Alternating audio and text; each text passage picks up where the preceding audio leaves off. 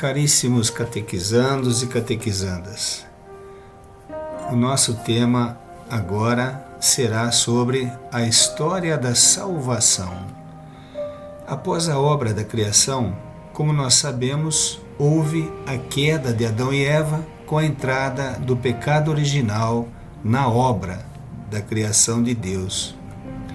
O pecado original, ele causou consequências muito ruins para o homem e também para toda a criação.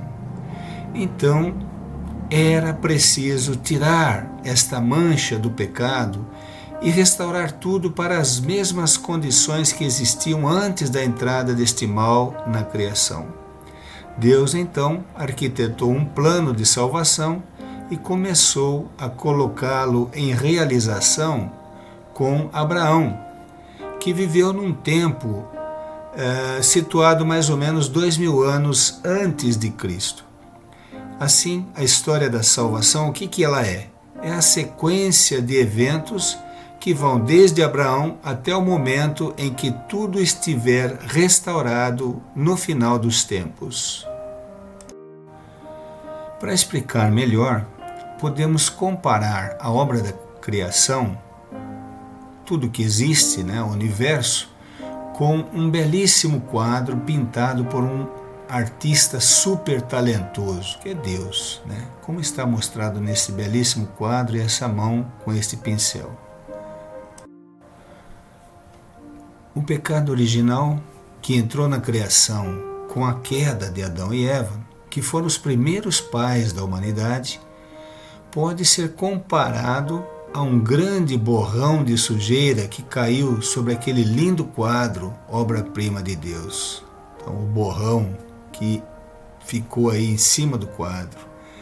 Então, era preciso restaurar tudo para que o quadro pudesse ficar maravilhoso novamente, como era antes do borramento causado pelo pecado original. Voltando então para a criação. Deus, onipotente, criador, criou tudo lindo, harmonioso, Adão e Eva, os animais, uma beleza extrema, Deus até falando com eles. O evento seguinte foi o que está representado nessa figura, que ela representa a entrada do pecado na criação. Então aqui nós vemos uma árvore, enrolado na árvore está Lúcifer, disfarçado de serpente, que tentou Adão e Eva e eles acabaram comendo desse fruto do orgulho, da rebelião contra Deus. E esse foi o grande borramento, a entrada do pecado na criação. A terrível consequência da entrada do pecado foi a expulsão de Adão e Eva do paraíso terrestre. Então, após a expulsão, após o pecado, era necessária uma obra de restauração para que esse pecado fosse tirado da criação. Antes de continuarmos, é importante esclarecer algumas coisas. Antes do pecado original, Adão e Eva, nossos primeiros pais, viviam no paraíso terrestre em estado de graça, ou seja, em santidade, em comunhão e amizade plena com Deus, e também em estado de justiça original, ou seja, em plena harmonia consigo mesmo, com a natureza, com os animais e com Deus. Quais foram as consequências do pecado original, ou seja, esse terrível não, essa rebelião contra Deus? O pecado original desorganizou tudo. O homem passou a ter conflitos consigo mesmo, com Deus, com a natureza e com os animais, e teve de ser expulso do paraíso terrestre. Então, por causa disso, desse borrão, houve então a necessidade de restauração. O homem, por si só, não seria capaz de restaurar as coisas para as condições anteriores ao pecado. Seria preciso que Jesus Cristo, próprio Filho de Deus, segunda pessoa da Santíssima Trindade, fizesse esta restauração em lugar do homem. A partir desse ponto, então, nós estamos falando do plano de salvação e também estamos contextualizando dentro das narrativas bíblicas. Deus criou tudo lá no Gênesis. Infelizmente entrou o pecado, borrou o lindo quadro da criação, mas Deus, na sua infinita bondade e sabedoria, arquitetou o plano de salvação que começou com Abraão, cerca de 20 séculos antes de Cristo. E aqui então Abraão foi escolhido para dar início a um povo, o povo eleito, o povo hebreu, de dentro do qual nasceria Jesus Cristo. Jesus nasceu no ventre, no seio da Virgem Maria.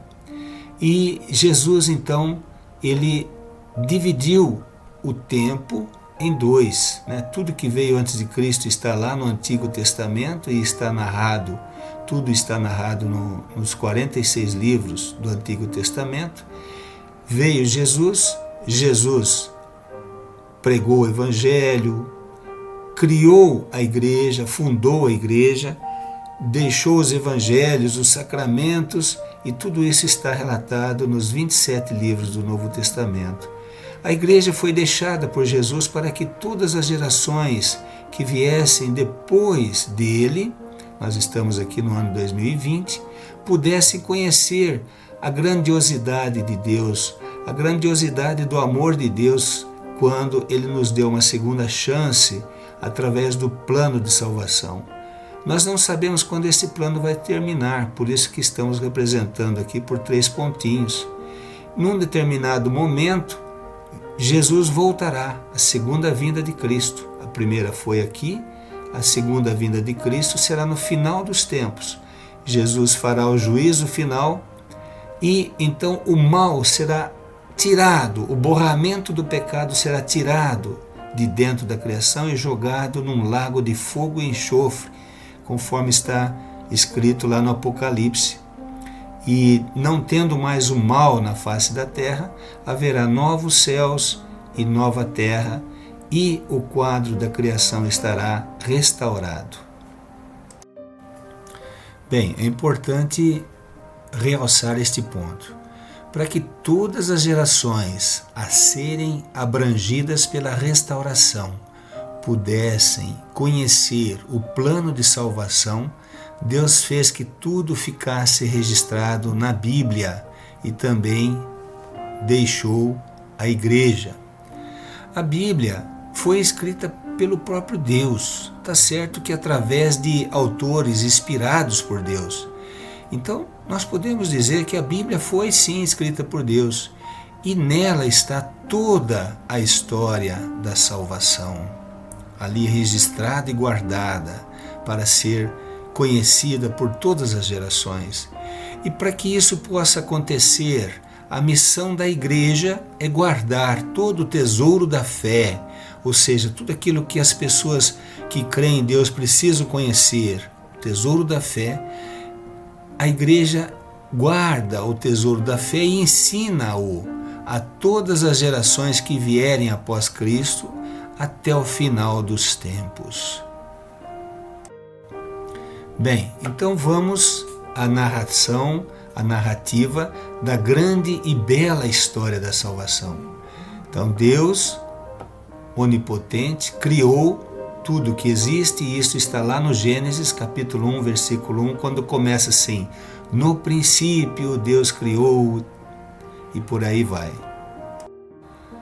No 6º dia da criação, depois de ter criado a natureza, o firmamento, os oceanos, etc., Deus criou a parte que Ele mais ama em tudo o que existe na criação, ou seja, o ser humano.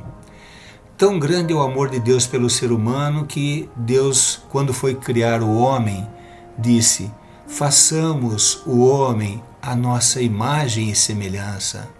Veja, isso implica em tanta coisa maravilhosa para o homem, ele saber que ele é criado à imagem e semelhança de Deus. Isso está narrado lá no Gênesis 1, 26.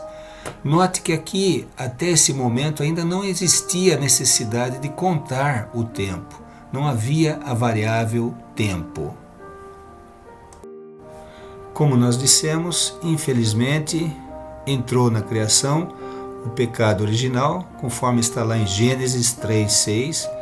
A consequência deste pecado foi a expulsão do paraíso terrestre e, consequentemente, a perda dos dons preternaturais, que vamos explicar no próximo slide.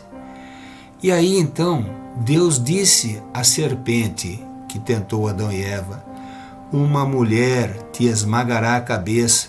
Isso significa que Deus já estava pensando como faria o plano de salvação. Isso já é uma alusão ao plano de salvação. E vejam que quando fala da mulher esmagando a cabeça da serpente, Deus já estava se referindo, antevendo a Imaculada, a Virgem Maria, da qual haveria de nascer o Redentor. Isso está lá em Gênesis 3:15. Nesse ponto, nós temos de fazer uma pausa no relato da história da salvação, para explicar o que são os dons preternaturais que foram perdidos por causa do pecado original. O primeiro dom perdido foi a imortalidade. A morte é fruto do pecado. O segundo dom preternatural perdido foi a integridade, ou seja, a imunidade à concupiscência. A concupiscência é a tendência ao pecado.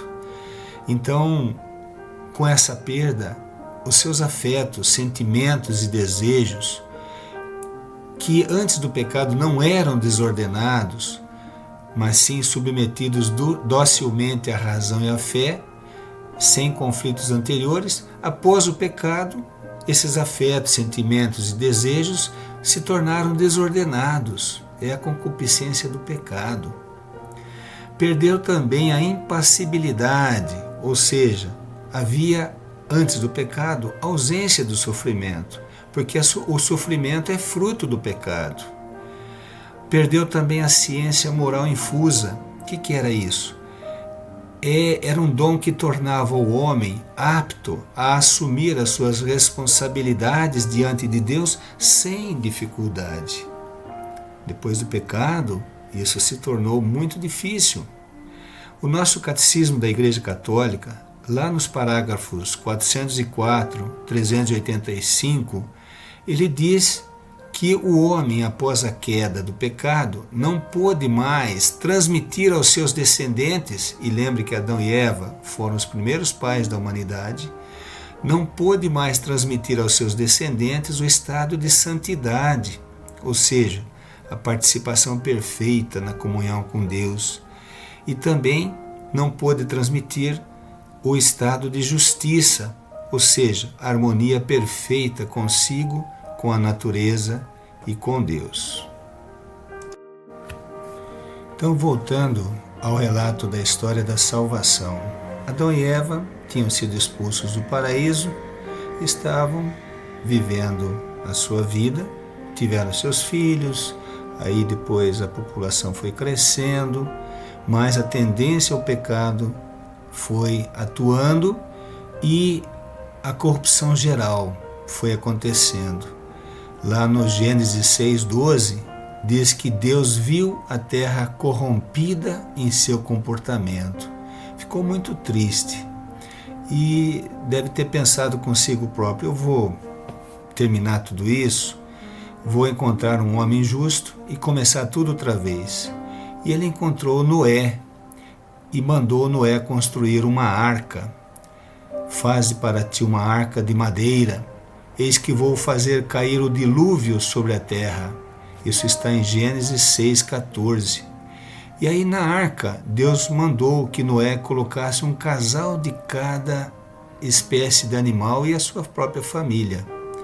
E veio então muita chuva, as chuvas inundaram a superfície da terra e a arca então ficou navegando por um certo tempo, até que num determinado momento a água baixou, Noé e sua família e os animais desceram da arca e Deus então fez uma aliança. Farei uma aliança contigo, isso está em Gênesis 6:18. Essa aliança foi representada por um arco-íris que apareceu no céu. Bem, aí passou o tempo e a população novamente foi crescendo até que chegou um momento em que os homens, ainda com aquela tendência do pecado, conforme está em Gênesis 11, tiveram a ideia de construir uma torre muito alta. A ideia deles era chegar com essa torre até o céu. Lá em Gênesis 11 diz o seguinte: os homens tinham a ideia de construir uma torre até o céu para mostrar a si mesmo a sua capacidade de fazer, de construir o que quisessem. Então Deus, preocupado com isso, confundiu-lhes a linguagem para que se dispersassem por toda a terra. Bem, nós vamos fazer uma pausa aqui, nessa primeira parte da história da salvação, e continuaremos a narrativa no segundo vídeo que vem depois desse.